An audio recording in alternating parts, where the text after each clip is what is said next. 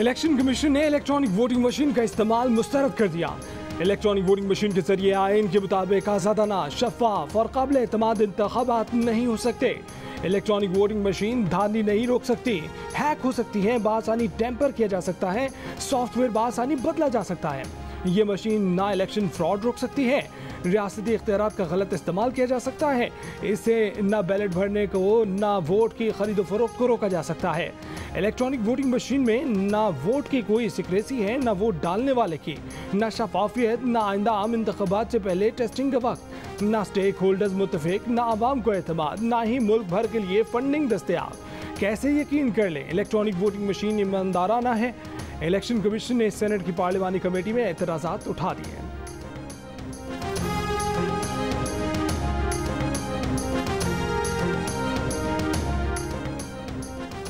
Senate committee bye पार्लिमानी अमूर में फाफिन और पिल्डैट ने इलेक्ट्रॉनिक वोटिंग मशीन की खामियों की निशानदेही कर दी। फाफिन ने कहा कि इलेक्ट्रॉनिक वोटिंग मशीन की बहुत सी हदूद व क़यूद हैं।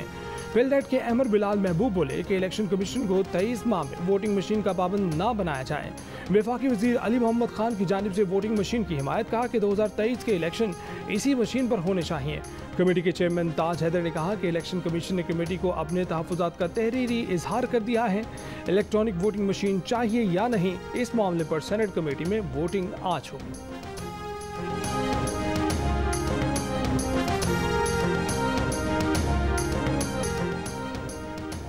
अगर पीडीएम मिलकर चलती तो लॉन्ग मार्च होता। लॉन्ग मार्च लाहौर पहुंचने से पहले बुज़दार का इस्तीफा, इस्लामाबाद पहुंचने से पहले इमरान खान का इस्तीफा आ जाता।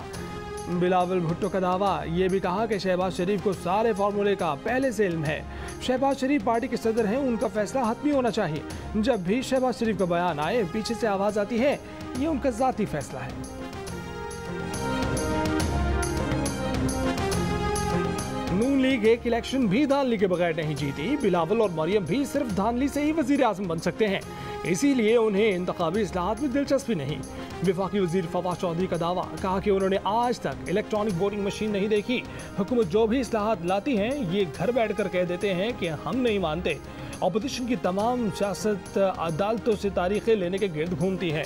ऐसी गैर संजीदा, नालायक और नाअहल अपोजिशन कभी किसी को नहीं मिली। हम अवाम की मदद से इंतखाबी इस्लाहात लाएंगे।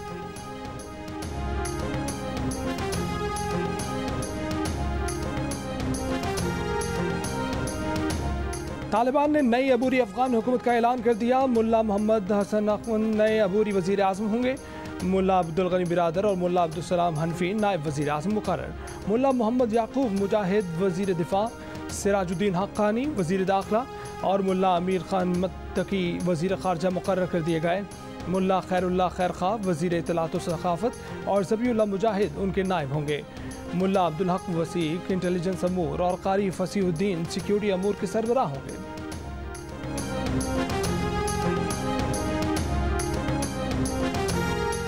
तर्जुमान तालिबान ज़बीउल्लाह मुजाहिद ने अफगानिस्तान में पाकिस्तान की मदाखलत की इल्ज़ामात मुस्तरद कर दिए। अफगानिस्तान में पाकिस्तान की मदाखलत की अफवाहें 2 दहाइयों से गर्दिश कर रही हैं। अफगानिस्तान के मामलात में पाकिस्तान की मदाखलत अफवाह है। हम किसी को मदाखलत की इजाज़त नहीं देंगे। हम मुकम्मल आज़ादी के साथ काम कर रहे हैं। हमने अपनी सलाहियतों के बलबूते पर मुख्तलिफ मुल्कों से जंग की जो हमारे मुल्क पर काबिज थे।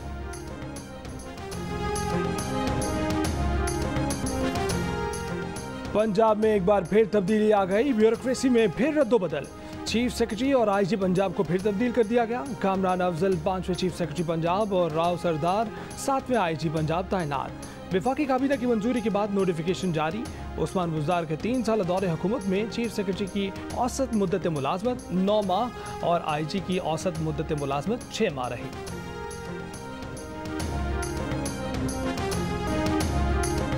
परवेज मुशर्रफ ने ताकतवर को एनआरओ देकर मुल्क पर जुल्म किया।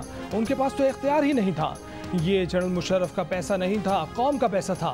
वज़ीर आज़म इमरान खान का तकरीब से खिताब, कहा कि सारे हरीफ इकट्ठे होकर हुकूमत को ब्लैकमेल कर रहे हैं। कहते हैं कि उनके लिए अलहदा कानून बना दें, एनआरओ दे दें, वरना हुकूमत नहीं चलने देंगे। परवेज मुशर्रफ के खिलाफ वकला तहरीक का हिस्सा होने पर फख्र है। फौजी आमिर के खिलाफ तहरीक कानून की बालादस्ती के लिए भी थी। कानून की बालादस्ती के बगैर खुशहाली आ ही नहीं सकती।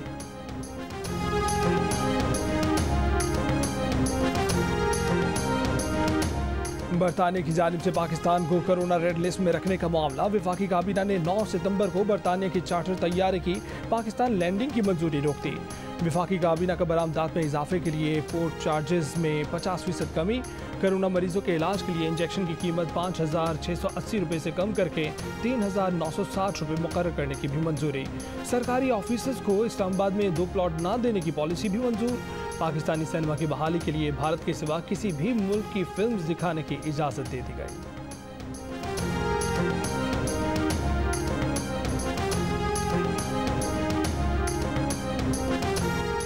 वजारत साइंस और टेक्नोलॉजी ने ऐसी टेक्नोलॉजी तैयार की है जिससे बिजली के पंखे, मोटरें और दीगर आलात पर बिजली का खर्च 40 से 60% कम हो जाएगा। बिलों में वाज़ेह कमी आएगी। वफाकी वज़ीर शिबली फराज ने खुशखबरी सुना दी।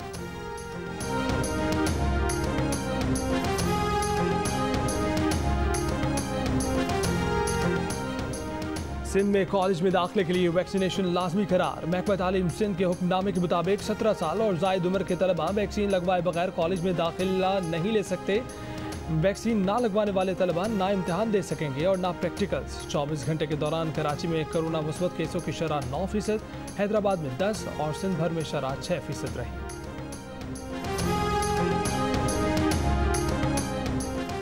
पाक फौज में तकर्रियाँ और तबादले। Lieutenant general Sahir Shamshad Mirza corps commander Rawalpindi, lieutenant general Mohammad Waseem Ashraf director general joint chiefs of staff headquarters, lieutenant general Mohammad Chiragh Haider corps commander Multan और लेफ्टिनेंट जनरल अजहर अब्बास को चीफ ऑफ जनरल स्टाफ तैनात कर दिया गया।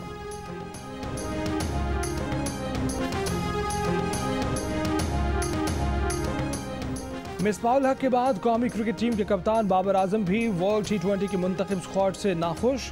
मुतवक्के चेयरमैन रमीज राजा को फ़ोन खड़का दिया, लेकिन वहां से कप्तान को हरी झंडी दिखा दी गई। रमीज राजा ने कहा कि अपने खेल पर फोकस रखें, खिलाड़ियों को इन और आउट करने पर तवज्जो कम करें। बाबर आजम वर्ल्ड T20 के लिए फ़खर जमान और फ़हीम अशरफ को स्क्वाड में शामिल करने के ख्वाहिशमंद थे। उन्हें आजम खान और सुहेब मकसूद की टीम में शमूलियत पर तहफ़्फ़ुज़ात हैं। चीफ सिलेक्टर का मौक़िफ़ सामने आया है कि इन दिनों इन दोनों खिलाड़ियों को रमीज राजा से मुशावरत के बाद स्क्वाड में शामिल किया गया है।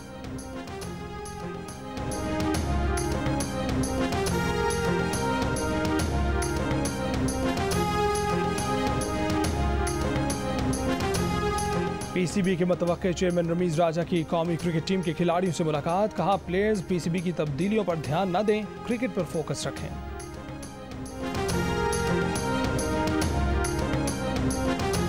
स्पीकर पंजाब असेंबली परवेज इलाही ने कहा है कि मीडिया डेवलपमेंट अथॉरिटी मुतनाज़ा बिल है, इस पर नज़रसानी की जाए। मेरा नहीं ख्याल कि वज़ीर आज़म इमरान खान ऐसे मुतनाज़ा बिल की मंजूरी देंगे। ठंडे दिल से हुकूमत और मीडिया रहनुमाओं को समझाना पड़ेगा कि बल्दियाती और आम इंतख़ाबात दूर नहीं। मीडिया की आज़ादी पर कदगन लगाना हमारे अपने मुफाद में नहीं। वज़ीर आज़म इमरान खान से उम्मीद है कि वो मीडिया की तनकीद को मुस्बत अंदाज में लेंगे। अपने दौरे हुकूमत में भी मीडिया की तनकीद को खुले दिल से कबूल किया।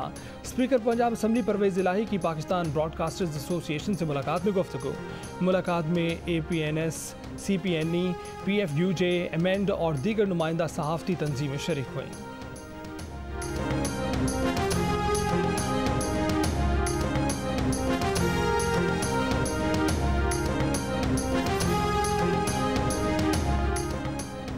सेनेटर फैसल जावेद की ज़ेर सदारत सेनेट की कायमा कमेटी इत्तलात व नशरियात का इजलास। सेनेटर फैसल जावेद ने कहा कि मीडिया अथॉरिटी बिल पर मुतमईन ना हुए तो बिल मुस्तरद कर देंगे। मीडिया अथॉरिटी की ज़रूरत क्या है? बिल का मुसवदा कब तक सामने आएगा? बिल की सूरत में हमारे सामने कोई मुसवदा नहीं आया। मेंबर कमेटी इरफान सदीकी ने कहा कि सहाफ़त हमारे यहाँ बड़ी मजबूर है, पाबंद है, जंजीरों में जकड़ी हुई है। मैंने ज़ियाउल हक और मुशर्रफ का दौर देखा, लेकिन जो मीडिया की आज़ादी के हालात इस वक्त हैं, इतनी कतगने कभी भी नहीं थी।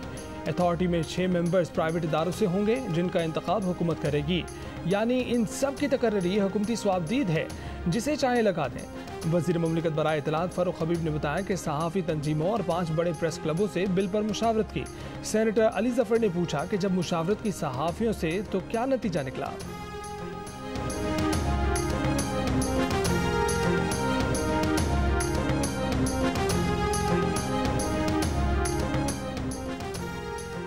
चेयरमैन कायमा कमेटी बराए इत्तलात व नशरियात मियां जावेद लतीफ़ का कहना है कि मीडिया पर जब भी पाबंदियां लगी, नताइज मुल्क को भुगतना पड़े। क्या हम मशरक़ी पाकिस्तान से कोई सबक नहीं सीखना चाहते? हर चीज़ को कंट्रोल किया जाएगा तो नताइज को कोई भी कंट्रोल नहीं कर सकेगा। आइन कानून के दायरे में काम करने वालों को मीडिया से कोई ख़तरा नहीं होना चाहिए। वफाकी वजीर फवाद चौधरी ने नून लीग के जावेद लतीफ को सियासी जोकर करार दे दिया। रहनुमा नून लीग साद रफीक ने मुजव्वजा मीडिया डेवलपमेंट अथॉरिटी को फ्रॉड करार दे दिया। हुकूमत को मशवरा दिया कि मीडिया डेवलपमेंट अथॉरिटी का नाम बदलकर मीडिया कंट्रोल अथॉरिटी रख दिया जाए।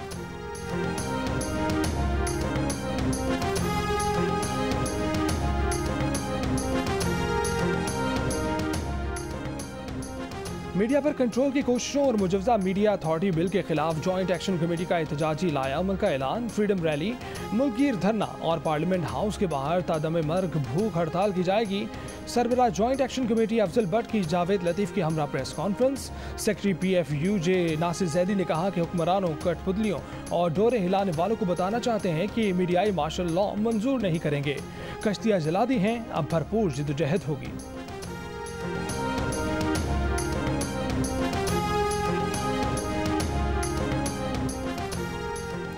70% पाकिस्तानियों ने तहरीक इंसाफ की हुकूमत के 5 साल मुकम्मल होने की भरपूर उम्मीद जाहिर कर दी। 69% कोरोना की वबा के खिलाफ हुकूमती कारकर्दगी और 58% खारजा पॉलिसी पर हुकूमती कोशिशों से भी मुतमईन नजर आए।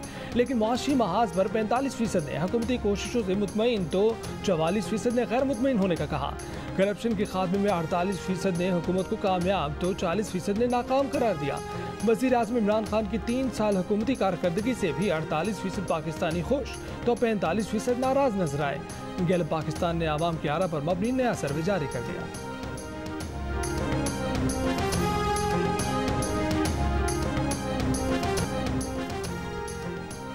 मुजफ्फरगढ़ में खातून पुलिस ऑफिसर को अगवा के बाद तशद्दुद का निशाना बनाया गया। मेडिकल में साबित हो गया। ज़्यादती का सबूत हासिल करने के लिए मुलजिम और मुतासर खातून के नमूनों के फॉरेंसिक टेस्ट लिए जाएंगे। दोनों को टेस्ट के लिए लाहौर भेज दिया गया। मुतासर खातून पुलिस ऑफिसर ने जियो न्यूज़ से गुफ्तगू में कहा कि मुलजिम ने उन्हें असले के जोर पर गाड़ी में बिठाया, नाक काटने की कोशिश की, छुरी उसके हाथ में थी, 6-7 घंटे गाड़ी में बंद करके रखा, मुसलसल तशद्दुद का निशाना बनाया। वो 5 माह की हामला है, वरना मुलजिमान से मुकाबला करती। अब भी मुलजिम के रिश्तेदार संगीन नताइज की धमकियाँ दे रहे हैं। मेहरान टाउन कराची की फैक्ट्री में आग लगने के केस में सेशन कोर्ट से फैक्ट्री मालिक और मरकजी मुलजिम समेत 3 मुलजिमान की दरख्वास्त जमानत मनसूख। एक मुलजिम अहाता अदालत से फरार। पुलिस ने कुछ देर बाद ही फैक्ट्री मालिक को दोबारा धर लिया। फैक्ट्री के बारे में नए इंकशाफात सामने आ गए हैं।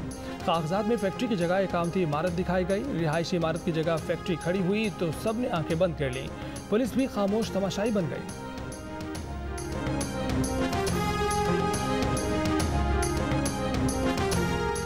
मजदूर को सिंध हुकूमत की ऐलान करदा कम से कम 25,000 तनख्वाह नहीं दे सकते, 19,000 रुपये देंगे। मजदूरों से मुआहदा हो गया। फैक्ट्री मालिकान सिंध हुकूमत के फैसले के खिलाफ सिंध हाई कोर्ट पहुंच गए। मौक़िफ़ अपनाया कि हुकूमत सिंध ने 25,000 रुपये तनख्वाह मुकर्रर करने के लिए कानूनी तकाजे पूरे नहीं किए। खैबर पख्तूनख्वा हुकूमत का 2014 में ऐसा ही फैसला पेशावर हाई कोर्ट ने कालदम करार दे दिया था। अदालत ने वकला से सवाल किया कि क्या कराची जैसे शहर में 19,000 रुपये तनख्वाह मुनासिब है। केस की मजीद समाअत कल तक मुलतवी।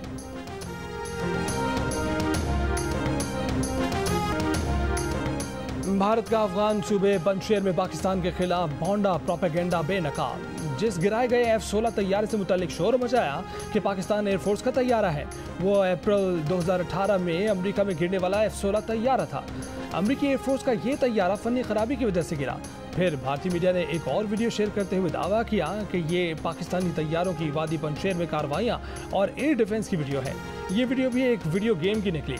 पाक फौज के तर्जुमान मेजर जनरल बाबर इफ्तिखार ने पाकिस्तान के खिलाफ बेबुनियाद प्रोपेगेंडा मुस्तरद कर दिया।